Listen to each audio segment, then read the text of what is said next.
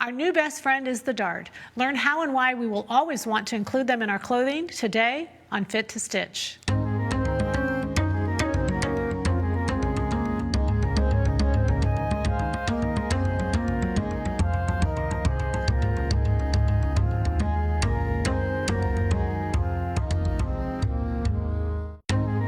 Fit to Stitch has been made possible in part by Husqvarna Viking, keeping the world sewing for over 140 years with innovations in sewing, embroidery, and quilting.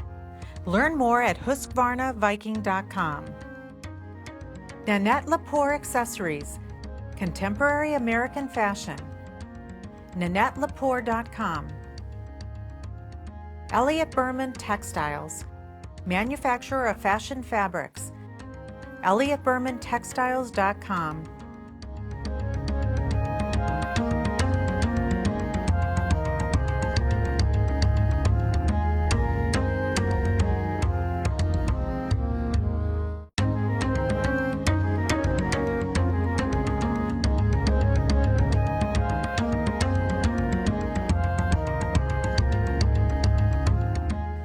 Most of us have wanted or felt a beautiful piece of fabric and have wanted to take it and do something with it. For many of us, we've simply made a pillow or something very simple. Many of us, especially as women, feel that we could never have enough clothes and we've wanted to sew, but just haven't quite figured out how to take this rectangular piece of cloth and turn it into something that would work on our bodies.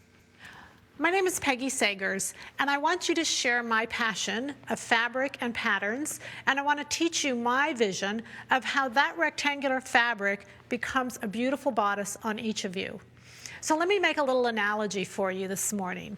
I want to start with anytime you go to build a house, you have what we call our architect. And our architect goes through and builds up these beautiful plans and lays everything out as to how it should be, et cetera, et cetera. Then we have our engineer, and our engineer takes those plans and makes sure that they're functional, that the structures are correct, and that everything falls into place. And then he passes those on to our builder. And our builder makes sure the proper equipment is used and the proper materials, and he puts the whole plan into practice. You know, we do that in sewing also. We have what we call the designer, and the designer is our architect. And then we have what we call our pattern maker.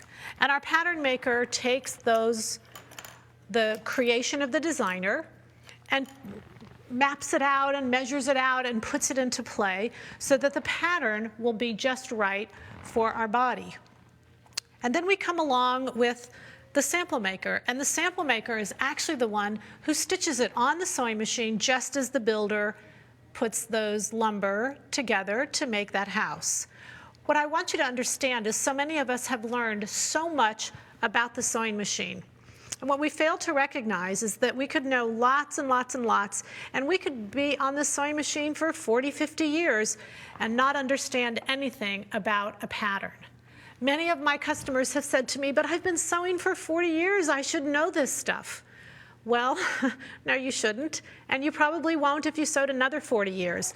What we need to do is understand the rules of patterns and how they apply to us. They're simple rules, they're easy rules, and once we learn them, they don't change, they stay the same. And so the good news is once we learn them, we'll always own them, and we'll always be able to get our concept over and over and right just the way we want it. So let's go to the pillowcases, and we're going to learn to take these pillowcases and turn them into bodices. So first I'm going to just cut the top off of this pillowcase because every garment that we make has to go over our head. So I'm going to make that opening big enough to where we literally can pull it down.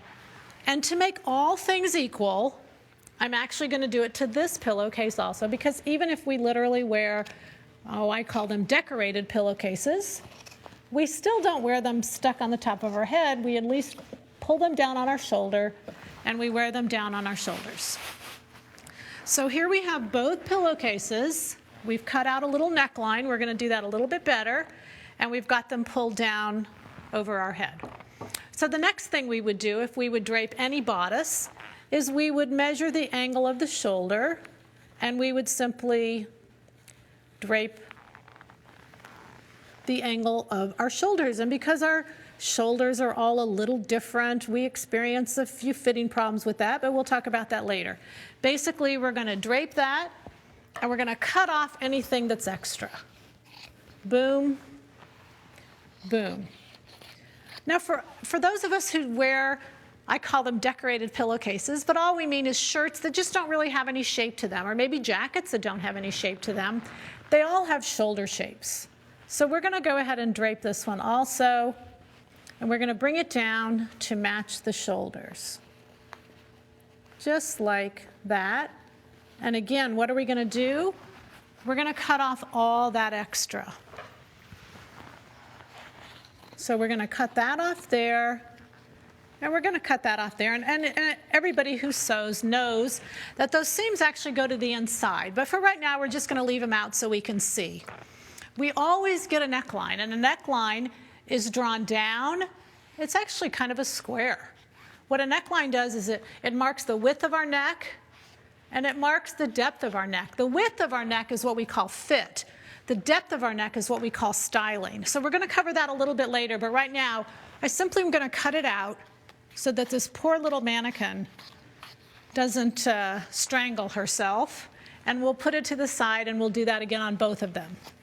But this is where the differences really start to take place, because if you notice, what I have is I have the length and I have the width. What we're going to do on this first one that I'm going to drape is now we're going to drape in a bust dart. And what a bust dart does is, if you notice, the middle of the body is longer than the side of the body. So all that bust dart does is it takes out length at the side of the body while it leaves it in the center. Now this one's not going to get a dart, because remember, this person thinks that darts aren't going to do them much good, and this person thinks that darts are really going to do them a lot of good. So what are the rules for my darts? The rules are a few. They're very simple. The rules are that the dart has to be in the area of the bust point. Bust point, nipple, same thing, synonymous. The dart has to be within that bust circle. The dart has to end within that bust circle.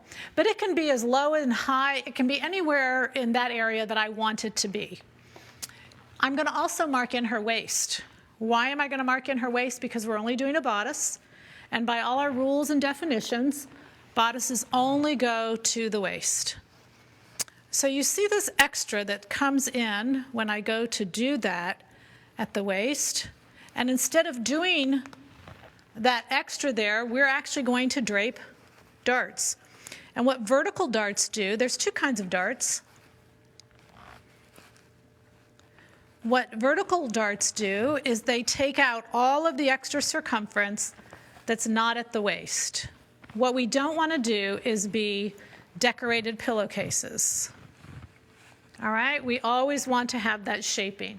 So there you have the difference, and you can see physically, even though those mannequins are the same size, how much thinner this one looks over that one. So it doesn't matter what your body size is, we want to include some horizontal and vertical darts. They should be somewhere in our bodice. So that's the first way that we create a bodice, and we're going to fine-tune those a little bit. But that's the very first way that we create a bodice. I'm going to do it a second way. I'm going to take this time and I'm going to measure.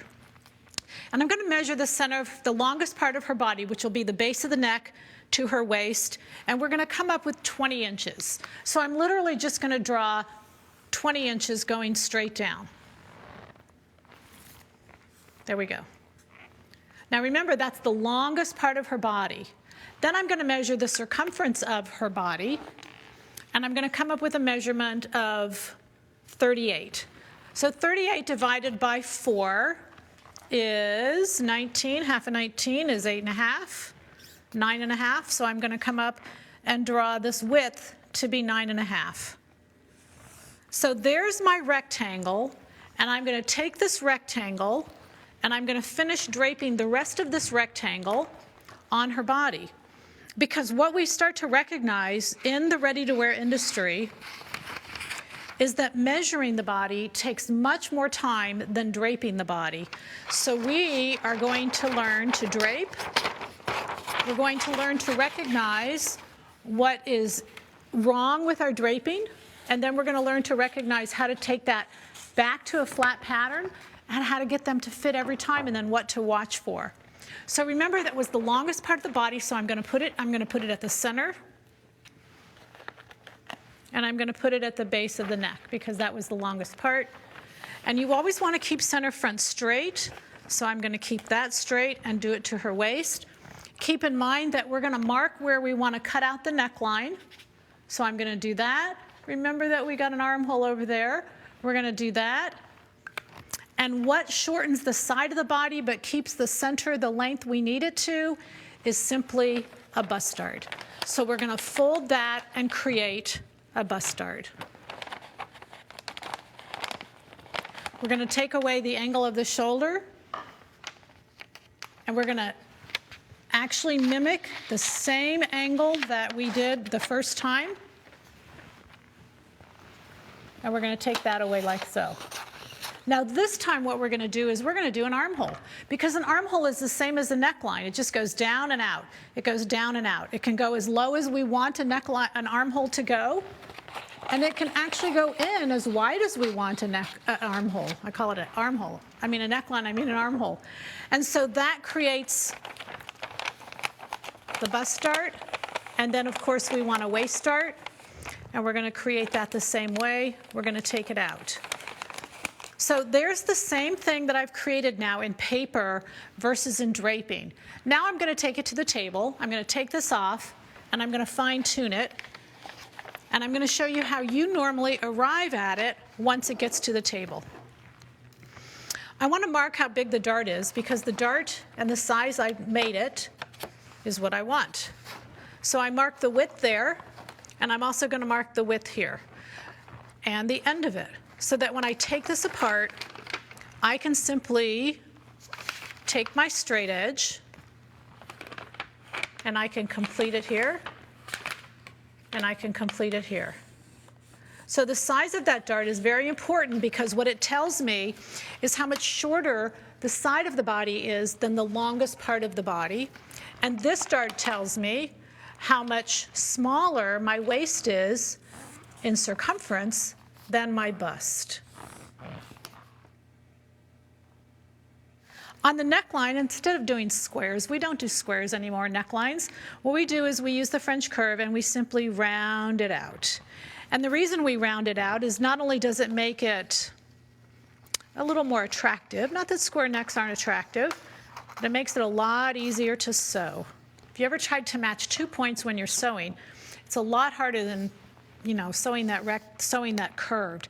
The other thing we're going to do also is we're going to round out the armhole. So we're going to bring it this way. I kind of cut out a little bit too much, and we're going to make it go that way also. So now we're going to have this armhole. Same concept. A neckline and an armhole is the same thing. All we're trying to do is kind of go around that pole. The pole here is the neck, and the pole over here is the arm. So again, this is not hard. I just think we haven't had any rules that have really showed us how to do this. Then we can come in and we can take to a bodice and we can compare it and say, gee, if this is my tissue, is this going to work? Even more importantly than that, here's a couple things I want you to recognize.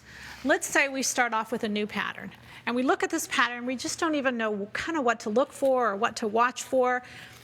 First thing we can do is we can look at the armhole, and we can compare it against our base, and we can say, oh, look, that armhole's just really, really close to my base, so it must be okay. Because you know what? After we cut an armhole, it's really hard to raise it. And we know that doesn't work really well, so we always want to make sure our armholes are correct before we cut.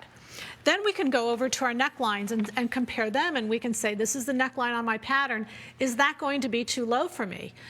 But if I simply lay my French curve down on this neckline and say, oh, look, those are the numbers that it goes between, then I can go into my closet and I can look at tank tops or lowered necklines. And if I can't see any this low, or maybe I just don't want any this low, I can feel free to raise it up because I know this neckline works for me. What I want you to understand about the neckline and the armhole is both of them are style decisions, and we get to choose what we want. We don't get to choose where our bust point is. We don't get to choose our bust circle. The bust point is where these two darts intersect with one another. There's our bust point. What evolves around the bust point is what's called the bust circle. And that bust circle is a 6-inch diameter. That means 3-inch radius, a 6-inch diameter. And all those darts have to do to follow the rules of pattern making is fall within that circle. So they can be as short as the edge of the circle, they can be as long as the bust point. The goal is that they just have to be within the bust circle in order to accommodate the bulge. Why are we accommodating that bulge? Because it's the bulge, and that anytime we put a glass under a tablecloth, you know, it makes it look bigger. So in order to not be this decorated pillowcase, in order to stay with this shaping, we want those darts, and what those darts will do will take away extra length from the side and extra width from the bottom to simply create this great bodice. Isn't that's just too much fun. It's too much fun. All right, so what we're gonna do is we're gonna take this blouse and I'm gonna put it on this bodice. Because sometimes our garments actually have darts in them. Sometimes if we make a pattern, it has a dart in it. Sometimes if we buy a pattern or buy a blouse, it has a dart in it. But what we want to look for is extra fabric. Remember that the goal of our horizontal dart here is to take away extra fabric. And whenever we see angular lines like that, what we know is that that dart's not taking enough fabric away. So remember, the goal of that dart is to take away extra fabric. So if you're seeing lines like that that are angular, we know that the dart is not large enough. And I'm simply going to make that dart larger until all of those extra lines go away and it just, the side of the blouse matches the length of the side of my body, and look how much better that looks. I'm a big believer that vertical darts make us look smaller. You know, once a dart is stitched, we can't actually see the size of the dart. So let me say that again. Once a dart is stitched, we can't see the size of the dart. So a lot of women, especially if they have tummies, they get really nervous about vertical darts. Well, I could just add a little bit to the side seam, enough to give me a vertical dart, because those vertical lines are always going to be better and more slimming than to not stitch that line. So in doubt, always give yourself vertical lines. Vertical lines are always going to make you look better. And there's the goal, is to give yourself a nice vertical appearance. And you can see how much thinner she looks with those vertical darts than without them. And again, I know many of you say to me, no, I can't do that, but you can. If just add a little bit at the side, and then you've got enough there to drape that. So our bodice is a very base. We can make so many different garments with our bodice if we just understand how to control it. If we understand our neckline is optional, if we understand our armhole is optional, if we go out and in episodes that are coming in a few weeks from now, a few series from now, we'll actually show you how to control that French curve and how to work with the armhole and sleeve so that you'll feel more confident in using the French curve and how exactly to use it. In any of these cases of which I did, whether it be the pillowcase or the paper, it's not necessary that you actually do that, but I think it's really important to understand how simple it is, so that as you work with this, you'll recognize if that dart doesn't work where it is, I can just do it lower. I could drape it wherever I wanted it to be. And if the dart is too big or too small, the angular wrinkles will show me that it's too big or too small, and I can simply increase the size, and then I don't have to worry about it. What I do want to worry about is that I get enough circumference and that I get in all the factors that I want to, so that the bodice mimics the shape of me. Speaking of darts, I've heard many of you say, I just hate those things. I just don't like them. I can't sew them. I can't do any of that. So I'm going to show you a really simple construction method that will show you, and actually on Fit to Stitch, every week we're going to show you a great little sewing method. This particular day, I just want to show you darts because I have learned years ago kind of a very different way of doing darts, and I want to share that with you. So what I've done here, this is just a little tank top in the front that I'm doing the bust dart. On the side here, I've made two little clips. Empirically, through my experience in the industry, they always made a little clip at the bust dart. I'm going to say to you, don't do that. Sometimes we change where they end, and if you clip it, once it's clipped, it's non-changeable. So we won't actually clip it. Or if you clip it, what I do is I actually do a dot, but I do it in a little bit from where the end is. So I'm going to take that point, and I'm going to take the two clipped edges, and I'm going to start stitching from the edge. Instead of actually stitching from that dot, I'm actually going to stitch a little before that dot, and if you've noticed, I've taken one stitch before it, and then I come onto the machine. So I'm actually starting at the tip. And people say to me, well, why do you start at the tip? And I always say back, well, why do you start at the end? And it's simply because it's how you've been taught, and it's what we think is right. If I start at the tip, what you notice is I have a much better chance of doing this part right. And if I don't do this part right, this is going to be anchored in the seam, and it won't be visual. So it's really, I'll get a much smoother edge if I start there. I'm going to do it again, except I want to do it on a serger.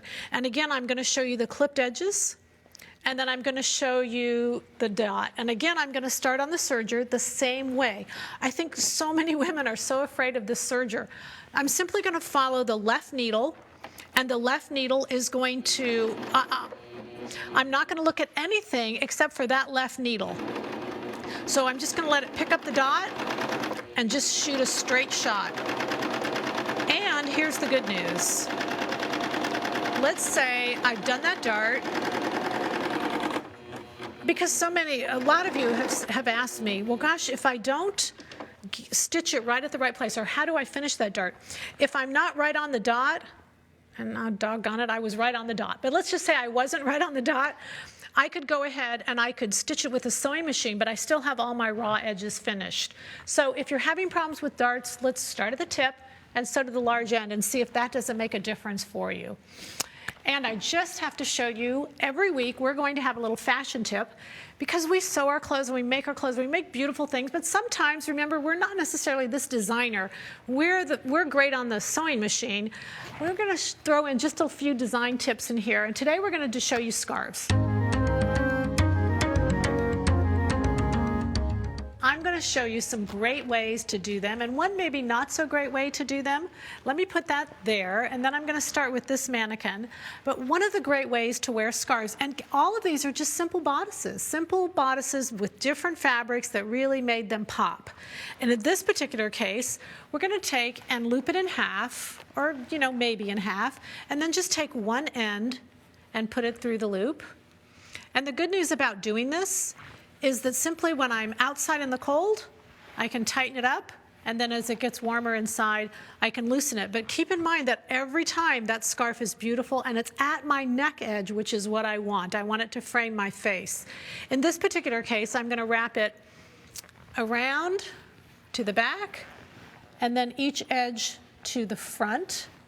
And again, the reason for doing this is because if I'm outside in the cold, I can pull it up. And once I get outside, or back inside where it's nice and warm, I don't have to take it off, and I really can still make a great focal point at my neckline without losing any of that scarf. Many of us, a lot of times, we take an honest scarf, we'll take it, we'll fold it, we'll just kind of loop it. And what we don't want to do is that, because what you see is it really brings the eye down to the waist. And what we really want to do with a scarf is bring it up to make the most of our beautiful faces. That's the best possible way we can wear a scarf. One of the things that all these bodices have in common is darts. Although once we have the bust dart and the waist dart, we actually can move them and make different changes with them to give a little bit of fashion variation in our finished clothing. So on the blue one, for instance, we have what we call a French dart. If we come back to the table, let me show you how to create that, because it's a very simple concept. And we can, again, once we have the base, we can simply make that French dart. French dart is, by definition, a combination of the bust dart and the waist dart, and it's when those darts start in the bottom third side seam. So where we started is totally up to us. It has to go into the bust circle, so we'll kind of draw that on, and we'll simply make a line as to where our French dart is going to go. Then simply by cutting through the current bust dart that's there, through the current waist dart that's there, and we cut them all to the same point, we can actually close up The bust dart and the waist dart, they have to all be clipped to but not through. So I'm going to turn this. That can be closed up. That can be closed up. And we haven't changed the fit at all. We've simply created a different style to where both of those darts come together and create the French dart. They don't do anything differently. They simply close up and create the exact same fit. So keep in mind this analogy that we talked about earlier. As we design, as we work with our patterns, as we sew, the more information we know about each of these, the more fun we'll have in our sewing and our fitting and our designing ventures. So don't be too hard on yourself. Stick with us. We'll learn more about the patterns, and in every segment, we'll teach you a little design tip. We'll teach you a little sewing tip so that we can pull them all together, and every time you watch, you'll get smarter and smarter and smarter. So even though you say, gosh, well, I'm just not an engineer, or I'm just not a designer, or I'm just not, what you can do is you can learn, and we can all learn together on Fit to Stitch. Visit fittostitch.com for all of the patterns and instructions found on today's show, plus more tutorials, webcasts, and techniques from this season of Fit to Stitch. This is Show 101. If you enjoyed today's show and want to learn more about fitting with Peggy Sagers, a DVD set of all 13 episodes of Fit to Stitch Season 100 is available at fittostitch.com for $49.99 plus shipping. Fit to Stitch has been made possible in part by Husqvarna Viking, keeping the world sewing for over 140 years with innovations in sewing, embroidery, and quilting. Learn more at husqvarnaviking.com. Nanette Lepore Accessories, contemporary American fashion. NanetteLepore.com. Elliott Berman Textiles, manufacturer of fashion fabrics. ElliottBermanTextiles.com.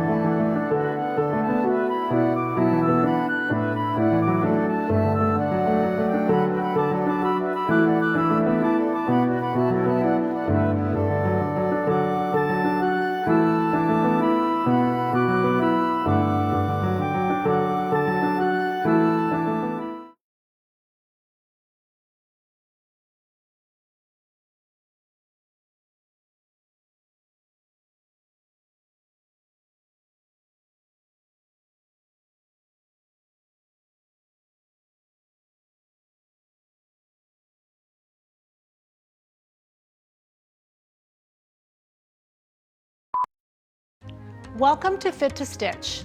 I'm Peggy Sagers, your host. Making garments you love is much more than the mechanics of sewing. In Fit to Stitch, we'll concentrate on 3 elements: fashion or design, pattern making or fit, and finally stitching at your machine. We'll help you achieve beautiful garments that you love to wear and fit you perfectly. Learn how to fit for successful stitching on Fit to Stitch.